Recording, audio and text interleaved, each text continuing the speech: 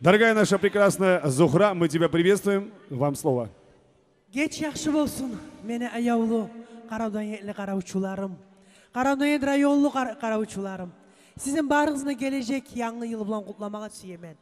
Sizge barınızga da katlı sağlık, yaşağınızda parakatlık, nasip. Ya Allah, geleceğin yıl bar da siz yüreğinizde tutkan umutlara yetişmeye Allah nasip etsin ya Allah. Süyünç bulan, süyü ulan yaşağınız ya Allah. Gelen hanım hak yürekten seni kutlayman. Ullu üstünlüğe yetmeye sana Allah nasip etsin.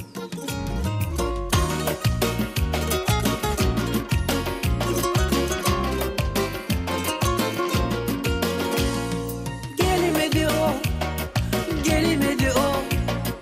Yüreğimde neleri gitti bilemedi o. Gelemedi o, gelemedi o. Beni yap yalnız kalganımı bilemedi o. O gözlerin seni beni aldatıp gittin yeraklığa, yüreğim yallatıp getip sen arıkke kaldı karaf gözüm, yüreğim nemeli aydılmağın sözüm.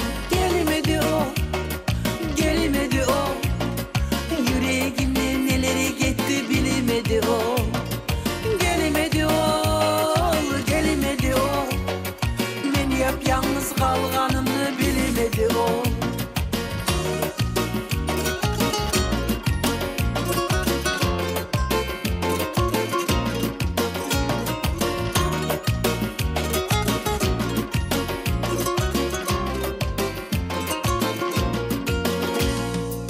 Sen gelir yollağa, iki gözüm baktı. O zenni suuday, gözyaşlarım aktı. Arıktın bozarıp, süyüge ölemesi. Süygenin taseti, nerede görmesi. Gelmedi o, gelmedi o. Yüreğimde neleri gitti bilemedi o. Gelmedi o, gelmedi o. Beni yap yalnız kalganımı bilemedi o.